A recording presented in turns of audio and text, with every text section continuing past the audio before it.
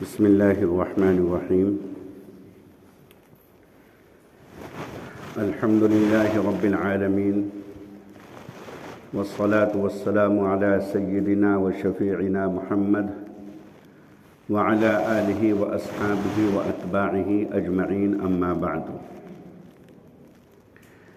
فاعوذ باللہ من الشیطان الرجیم بسم اللہ الرحمن الرحیم لئن رجعنا إلى المدينة ليخرجن الأعز منها الأذل ولله العزة ولرسوله وللمؤمنين ولكن المنافقين لا يفقهون ولكن المنافقين لا يعلمون صدق الله العلي العظيم. عزیز طلباء، معزز سامعین، گزشتہ جمعے کو مکۃ المکرمہ کی تاریخ اور بیت اللہ شریف کی تعمیر اور اس کی توسیع کا سلسلہ، کب تعمیر ہوئی، کتنی مرتبہ ہوئی، کن کن ادوار میں، کن کن زمانوں میں مکۃ المکرمہ میں بیت اللہ شریف کی توسیع کا سلسلہ جاری رہا، اس کی اجمالی طریقے سے جہاں تک ہو سکا تاریخ بیان کی گئی، اور اسی جمعے میں، گزشتہ جمعے میں یہ بھی عرض کیا گیا تھا کہ انشاءاللہ آئندہ جمعے میں مدینہ منورہ کے تعلق سے مدینہ منورہ کی تاریخ بیان کی جائے گی. اللہ رب العزت ہم سبھی کو ان دونوں شہروں کے ساتھ انتہائی قلب کی گہرائیوں کے ساتھ، عقیدت و عظمتوں کے ساتھ وابستہ فرمائے، اور ان کی عظمتیں، ان کی محبتیں اللہ رب العزت ہمارے سینوں کے اندر، ہمارے قلوب کے اندر جاگزین فرمائے. مدینہ منورہ کی تاریخ کا سلسلہ جو شروع ہوتا ہے وہ سیدنا حضرت نوح علیہ الصلاۃ کی تاریخ سے جڑا ہوا ہے. حضرت نوح علیہ السلام کے اخیر زندگی میں جب طوفان نوح آیا اور کشتی میں حضرت نوح علیہ السلام کے ساتھ ان کے ماننے والے، ان کے متبعین سوار ہوئے، اور یہ کشتی تقریباً 6 مہینے تک پانی پر ٹھہری رہی. 6 مہینے کے بعد جب یہ پانی ختم ہوا، یہ سیلاب کے اثرات ختم ہوئے، اور یہ کشتی جودی پہاڑ پر ٹھہری، جو کہ بابل کے اطراف میں ایک پہاڑ تھا، اور اس وقت عراق جو موجودہ ملک ہے اس کا نام عراق ہے، عراق میں اس وقت وہ پہاڑ ہے. بابل کے اطراف میں جس وقت یہ کشتی ٹھہری تو ایک روایت کے مطابق زیادہ سے زیادہ جو افراد تھے اس کشتی میں وہ 80 تھے. تو وہ 80 افراد جب اس کشتی سے اترے اور بود و باش ان لوگوں نے اختیار کی، رہن سہن شروع کیا، تو اس جگہ کا نام رکھا گیا سوق الثمانین. سوق کے معنی عربی زبان میں بازار کہتے ہیں، اور ثمانین کا معنی 80 کہتے ہیں، یعنی 80 لوگوں کا بازار، 80 لوگوں کی رہائش، 80 لوگوں کی بود و باش، یہ اس کا مطلب ہے. حضرت نوح علیہ السلام کی جب یہ اولاد بڑھنے لگی اور ان سے اولاد کا سلسلہ شروع ہوا، میں نے غالباً پہلے بھی عرض کیا تھا کہ اللہ نے اتنی برکت دی حضرت نوح علیہ السلام کے اولاد میں کہ تقریباً ان 80 افراد میں مختلف بیماریوں میں گرفتار اور مبتلا ہو کر کے اکثر لوگ انتقال کر گئے، اور حضرت نوح علیہ السلام کے جو 3 بیٹے تھے، حام، سام، یافس، یہ تینوں کے تینوں زندہ رہے. اللہ نے ان کو زندگی بخشی، اور انہی سے پھر اولاد کا سلسلہ شروع ہوا. انہی کی اولاد میں ایک شخص پیدا ہوا جس کا نام تھا عاد بن ارم بن حام بن نوح علیہ السلام، جس کا تذکرہ ارم قرآن کریم کے اندر آیا ہے، عاد یہ بھی قرآن کریم میں جگہ جگہ آیا ہے. تو حضرت نوح علیہ السلام کی اولاد میں حضرت سام اور حام اور یافس، تو عاد بن ارم بن حام بن نوح علیہ الصلاۃ والسلام، تو گویا کہ حضرت نوح علیہ الصلاۃ والسلام کے پڑپوتے کا نام تھا عاد۔ اب یہ جو عاد تھا، اور اسی کے ساتھ ساتھ انہی کے اولاد میں ایک شخص کا نام تھا عبیل۔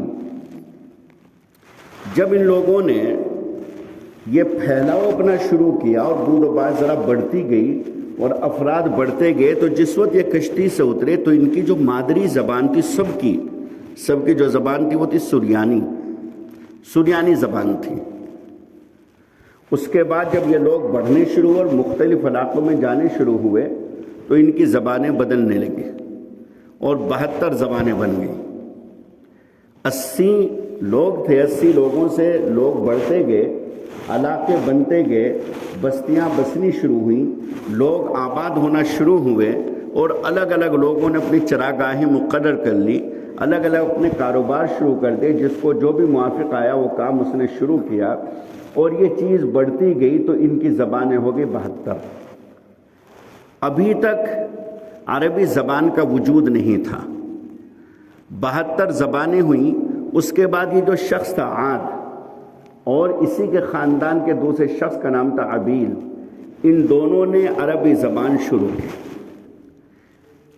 ان دونوں نے عربی زبان شروع کی، اور پھر انہی کے اولاد میں قبیلہ بنو جرہم ہے، جس کا میں نے گزشتہ جمعے میں ذکر کیا تھا، قوم عمالقہ اور قوم عاد، اور انہی کے اولاد میں سے قبیلہ بنو جرہم جو مکۃ المکرمہ میں آ کر کے بسے آباد ہوئے، اور انہی کی لڑکی سے حضرت اسماعیل علیہ السلام کا نکاح ہوا، اور حضرت اسماعیل نے انہی کے اولاد کے ساتھ رہ سہ کر کے عربی زبان سیکھی۔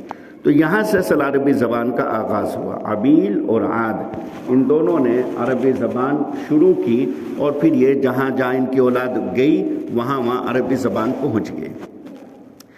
اب آگے یہ سلسلہ بڑھتا، ایک شخص کا نام تھا یثرب بن قانیہ۔ یثرب بن قانیہ یہ حضرت نوح علیہ السلام کی 8ویں پشت میں ہے۔ یثرب بن قانیہ یہ سام کی اولاد میں سے ہے۔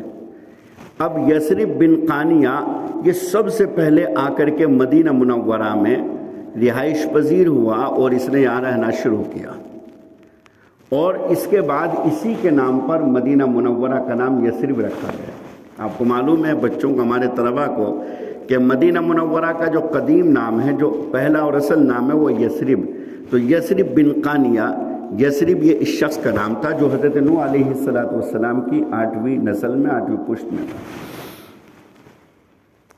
اب یہ جو شخص آ کر کے آباد ہوا یثرب بن قانیہ، یہ واقعہ ہے حضرت عیسیٰ علیہ السلام کی پیدائش سے 2200 سال پہلا، 2200 سال پہلا واقعہ، یعنی کہ 2200 سال پہلے، 2200 سال پہلے آ کر کے یثرب نے یہاں بود و باش اختیار کیا۔ اس کے بعد ملک شام کے اندر یہودی آباد تھے۔ انہوں نے اپنی کتابوں میں پڑھا کہ نبی آخر الزماں ایک ایسے شہر کی جانب ہجرت کریں گے جو کھجوروں کا شہر ہوگا، چاروں طرف پہاڑ ہوں گے، ان پہاڑوں کے درمیان 2 میدان ہوں گے، اور وہ جو علامتیں تھیں اس شہر کی تلاش میں یہ لوگ نکلے۔ یہ 3 قبیلے تھے، ایک کا نام تھا، یاد ہے 3 قبیلے یہودیوں کے، ایک کا نام تھا بنو قینقاع، ایک کا نام تھا بنو نذیر، اور ایک کا نام بنو قریظہ۔ یاد ہے طلبہ، بنو قریظہ، بنو نذیر، بنو قینقاع۔ یہ وہاں سے ہجرت کرتے ہوئے اور شہروں کو تلاش کرتے گئے، یعنی کہ ایسی جگہ کو تلاش کرتے گئے کہ کوئی ایسی بستی ملے کہ جو علامتیں ہماری کتابوں کے اندر لکھی ہوئی ہیں وہ اس بستی پر صادق آتی ہوں۔ اب وہ نکلے وہاں سے، تو ایک جگہ کا نام تھا تیمہ آ کر کے انہوں نے بود و باش اختیار کی، لیکن وہ علامتیں مکمل اس شہر کے اوپر انہیں فٹ نظر نہیں آئی، مکمل صادق نظر، سب تو شاداب تو تھا، لیکن وہ علامتیں جو تھیں وہ علامتیں انہیں یہاں نظر نہیں آئی، اس لیے یہاں سے یہ چلے۔ پھر یہ پہنچے خیبر پہنچے۔ خیبر میں دیکھا کہ یہاں کھیت کھلیان ہیں اور کھجور کے باغات بھی ہیں، لیکن یہاں بھی زیادہ ان کا دل مطمئن نہیں ہو سکا، اس لیے بنو نذیر اور بنو قریظہ ان دونوں قبیلوں نے یہاں سے بھی ہجرت کی اور بنو قینقاع یہی ٹھہر گیا خیبر میں۔ پھر وہ غزوہ خیبر ہوا، آپ نے پڑھا ہے غزوہ خیبر ہوا۔ تو یہ بنو نذیر اور بنو قریظہ یہ آ کر کے آباد ہوئے کہاں؟ یثرب میں، مدینہ منورہ میں۔ یہاں کر کے انہوں نے دیکھا کہ واقعی یہ وہی شہر ہے کہ جس کو دارالہجرہ ہماری کتابوں میں ذکر کیا گیا اور رسول اللہ صلی اللہ علیہ وسلم یہاں ہجرت فرمائی ہے۔ یہاں آ کر کے انہوں نے اچھے طریقے سے کھیتی اور اسی طرح سے باغبانی وغیرہ کا کام بہت عمدہ طریقے سے شروع کیا۔ اتفاق کی بات یہ ہے کہ یمن میں کچھ قبائل آباد تھے۔ قرآن کریم کے اندر ذکر آتا ہے لَقَدْ كَانَ لِسَبَإٍ فِي مَسْكَنِهِمْ آیَةٌ جنتان عن یمین والشمال کلوا من رزق ربکم واشکروا لہ بلدۃ طیبۃ ورب غفور فاعرضوا فارسلنا علیہم سیل العرم ہم نے ان کے اوپر ایک باندھ توڑ کر کے سیلاب کے بوچھار کر دی۔ تو ان کو ایک نجومی نے بتا دیا کہ کچھ دنوں کے بعد یہاں یہ جو باندھ ہے، اس زمانے کے اعتبار سے اس کو ڈیم کہیں گے، جو ڈیم ہے پانی کا، یہ کچھ دنوں کے بعد اس کا باندھ ٹوٹ جائے گا اور یہاں زبردست تباہی آئے گی۔ تو یہاں دو خاندان آباد تھے، ان کی اولاد تھی، ایک کا نام تھا اوس اور ایک کا نام تھا خزرج۔ اوس اور خزرج کی شاخیں بن گئی تھی 5 تو گویا کہ 10 بڑے خاندان تھے۔ قبیلہ اوس قبیلہ خزرج ان دونوں کے 5 خاندان تھے۔ انہوں نے وہاں سے ہجرت کی اور مدینہ منورہ یہ بھی آ گئے۔ اس کے بعد انہیں یہودیوں نے کہا کہ نہیں، شہر کے اندر تم نہیں آ سکتے، باہر رہائش اختیار کرو، باہر رہو۔ تو عوالی وہاں کے جو باہری حصہ ہے، اونچا حصہ، اس کو عوالی کہتے ہیں مدینہ منورہ میں۔ عوالی میں ان کو رکھا نہیں، تم باہر رہو، اس پوری بستی کے اوپر، پورے شہر کے اوپر ہمارا حق ہے۔ انہوں نے رہنا شروع کر دیا، لیکن جری قوم تھی، بہادر قوم تھی، ان کی کئی جنگیں ہوئی یہودیوں کے ساتھ، اور آخری مارکے میں انہوں نے یہودیوں کو مار بھگایا، یہودیوں کو وہاں سے نکلنے پر مجبور کیا، اور پھر جو رہے تو وہ ان سے گویا کہ مدد اور نصرت کی بھیک مانگ کر کے رہے، اور یہ غالب آ گئے، یہودی مغلوب ہو گئے۔ اب یہودیوں نے کہنا شروع کر دیا کہ نبی آخر الزماں آنے والے ہیں، اور ان کی قیادت، ان کی سیادت اور ان کے جھنڈے کے نیچے رہ کر کے ان پر ایمان قبول کر کے ہم تمہیں یہاں سے مار بھگائیں گے، یہ یہودی کہتے تھے۔ اب یہ تھے بت پرست، قبیلہ اوس اور قبیلہ خزرج کے جو لوگ تھے بت پرست تھے، مشرک تھے، شرک کرتے تھے۔ اتفاق کی بات یہ کہ مشرک تھے، لیکن باوجود شرک کے مکہ المکرمہ ہر سال جاتے تھے، بیت اللہ شریف کا طواف بھی کرتے تھے، حج بھی کرتے تھے، جیسا اس زمانے کا حج تھا، حج بھی کرتے تھے، مینا میں بھی ٹھہرتے تھے، مزدلفہ میں بھی ٹھہرتے تھے، عرفات میں جو حج کے ارکان ہیں تقریباً وہ سارے کرتے تھے جو دور جاہلیت میں حج تھا۔ اب یہ اتفاق ہے اللہ رب العزت کی مہربانی اور اللہ کی رحمت خاصہ ان کے اوپر متوجہ ہوئی، اور یہ لوگ سن 11 نبوت میں اللہ کے رسول صلی اللہ علیہ وسلم کو معراج بھی ہو گئی، اور اللہ کے رسول صلی اللہ علیہ وسلم ان کی بیوی حضرت خدیجۃ الکبریٰ رضی اللہ تعالی عنہ کا بھی انتقال ہو گیا، اور ادھر حضرت ابو طالب کا بھی انتقال ہو گیا۔ ادھر طائف کا سفر ہوا تو وہاں زخم پڑے، بہت زبردست طریقے سے ان کے اوپر زیادتیاں کی گئیں، یہ سارے مراحل ہو چکے تھے، اسی دوران معراج بھی ہو گئی۔ سن 11 نبوت کا واقعہ میں نے بہت تفصیل کے ساتھ آپ کو عقبہ اولیٰ، عقبہ ثانیہ، عقبہ ثالثہ کا واقعہ سنایا ہے۔ جمعہ کے تعلق سے جب تفصیل بیان کی کہ جمعہ کیسے شروع ہوا، کب شروع ہوا، کس کے مکان پر شروع ہوا، جمعہ کا آغاز کرنے والے کون صحابی، وہ ساری کی ساری تفصیل میں نے آپ کو سنائی ہے، میرے ایک بیان میں ہے، تو اس لیے اس کو میں نہیں دہراؤں گا۔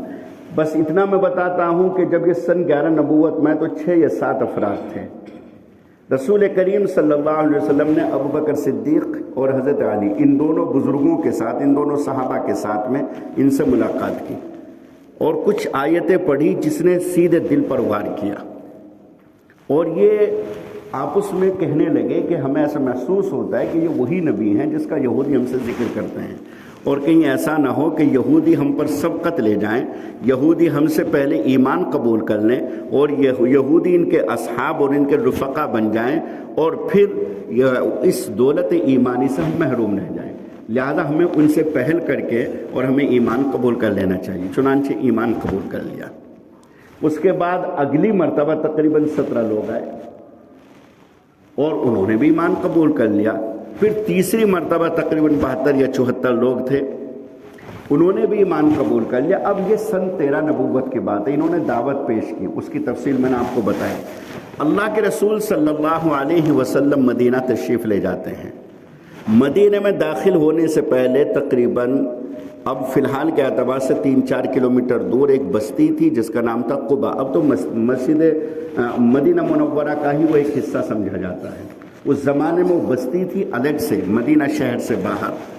تو اتفاقی طور سے جب مکہ المکرمہ سے آتے ہیں تو کچھ لوکیشن، کچھ جغرافی اعتبار سے ایسا ہے کہ اسی بستی سے گزر کر کے آنا ہوتا ہے، قبا سے۔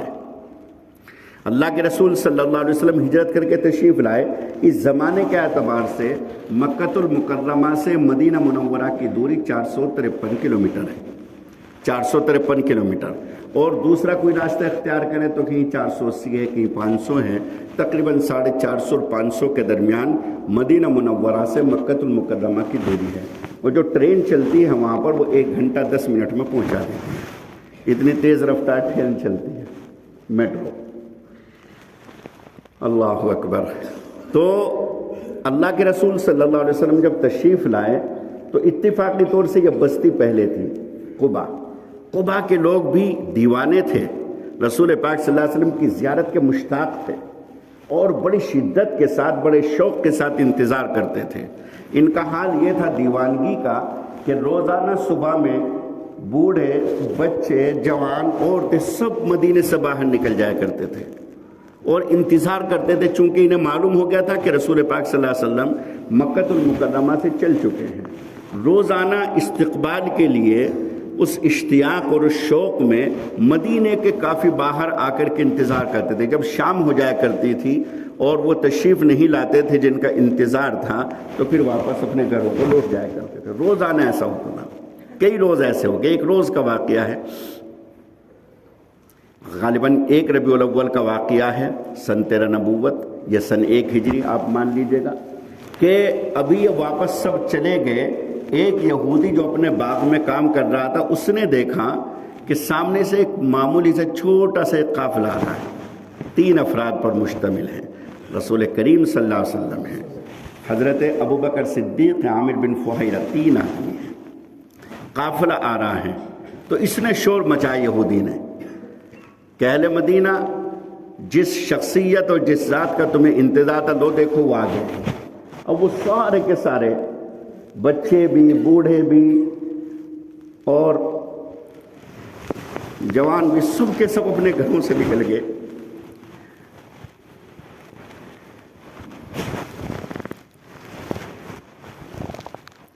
عجیب قسم کا وہ منظر یقیناً نہا ہوگا کہ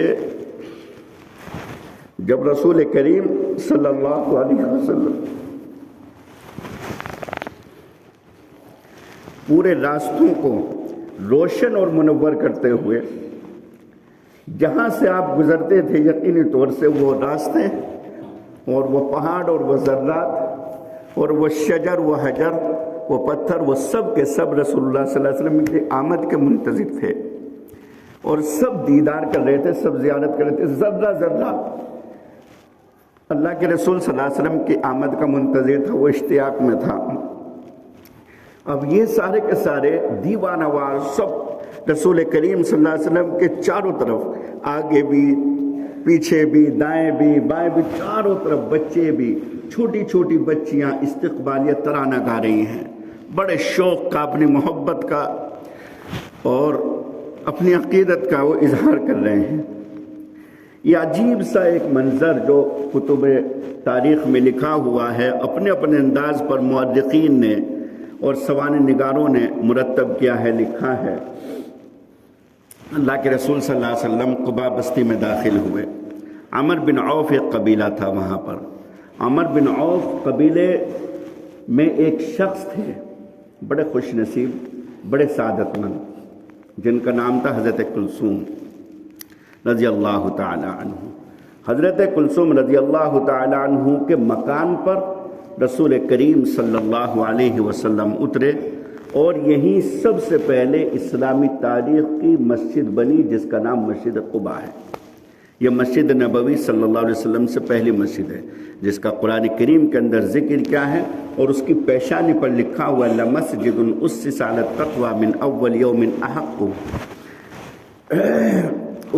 اس کی پیشانی پر یہ آیت لکھی ہوئی ہے۔ اس مسجد کے بارے میں یہ آیت نازل ہوئی تھی، من اول یوم احق ان تقوم فیہ رجال یحبون ان یتطہروا واللہ یحب المطہرین۔ ہر بار کے روز عبداللہ ابن عمر کی روایت ہے، کبھی پیدل چل کر کے، کبھی سوار ہو کر کے رسول کریم صلی اللہ علیہ وسلم مسجد قباء تشریف لاتے تھے، 2 رکعت نفل پڑھتے تھے۔ اس مسجد میں 2 رکعت نفل پڑھنا ایسا ہے جیسے کہ عمرہ، مقبول عمرہ کر لیا ہو کسی نے، اس قدر فضیلت ہے اس مسجد قباء کی۔ 14 دن رسول کریم صلی اللہ علیہ وسلم نے یہاں قیام فرمایا۔ 14 دن یہاں قیام فرمانے کے بعد اللہ کے رسول صلی اللہ علیہ وسلم اب نکلے ہیں مدینہ منورہ کے لیے۔ اب مدینہ منورہ میں جس مکان کے سامنے پہنچتے ہیں، وہ صاحب مکان باہر نکلتا ہے اور درخواست کرتا ہے، یا رسول اللہ میرے گھر تشریف لے آئیں۔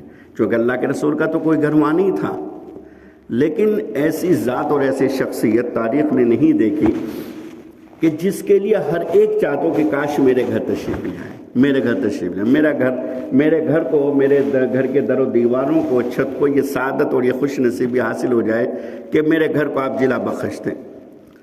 تو ہر ایک صحابی یہ درخواست کرتا ہے کہ کاش میرے گھر تشریف لے آئیں۔ اللہ کے رسول صلی اللہ علیہ وسلم نے اپنی اونٹنی کی نکیل کو چھوڑ دیا اور فرمایا کہ میری اونٹنی قصوہ جہاں بیٹھ جائے گی، جس دروازے کے سامنے بیٹھ جائے گی، میں وہیں قیام کر لوں گا۔ کیا عجیب فیصلہ تھا کہ اللہ کے حوالے کر دیا۔ کیوں؟ اس لیے کہ اگر میں اپنی مرضی سے کسی کے گھر میں رہوں گا تو دوسرے صحابی کی دل شکنی نہ ہو جائے۔ عجیب، اللہ رب العزت نے، رسول کریم صلی اللہ علیہ وسلم تو فراست کے امام تھے، فراستیں وہاں سے تقسیم ہوئی، فہم وہاں سے تقسیم ہوا، صداقت وہاں سے تقسیم، مرکز الصداقت ہوا، مرکز الفراست ہوا۔ عجیب فراست اللہ کے رسول صلی اللہ علیہ وسلم نے اختیار کی کہ قصوہ اونٹنی کی نکیل کو چھوڑ دیا اس کو، جہاں وہ بیٹھے گی اپنی مرضی سے، وہ اللہ کی مرضی سے بیٹھے گی، چنانچہ وہ چل رہی ہے۔ ہر ایک صحابی کی خواہش ہے کہ کاش میرے گھر کے دروازے کے سامنے بیٹھ جائے۔ ہر ایک صحابی منتظر ہے، چل رہی ہے، اونٹنی چل رہی ہے، سب صحابہ انتظار میں ہے، شوق ہے سب کو، ایک تڑپ ہے کہ کاش میرے گھر میں اللہ کے رسول قیام فرما لیں۔ قبیلہ بنو نجار ایک قبیلہ آباد تھا وہاں پر، جس میں رسول کریم صلی اللہ علیہ وسلم کے دادا کی ننیال تھی۔ اللہ کے رسول صلی اللہ علیہ وسلم کی ننیال تھی اور دادا حضرت عبد المطلب، یہ وہیں حضرت ہاشم کے بیٹے تھے، حضرت ہاشم کے سسرال تھی اس قبیلے میں۔ میں نے اس موقع پر سنایا تھا بڑی تفصیل کے ساتھ میں، جب سیرت کے موضوع پر گفتگو ہوئی تھی کئی ہفتوں تک، اس میں اس کا ذکر آیا تھا۔ تو قبیلہ بنو نجار میں ایک خوش نصیب صحابی تھے، حضرت ابو ایوب انصاری رضی اللہ تعالی عنہ۔ حضرت ابو ایوب انصاری کے مکان کے سامنے جا کر کے اونٹنی بیٹھ گئی۔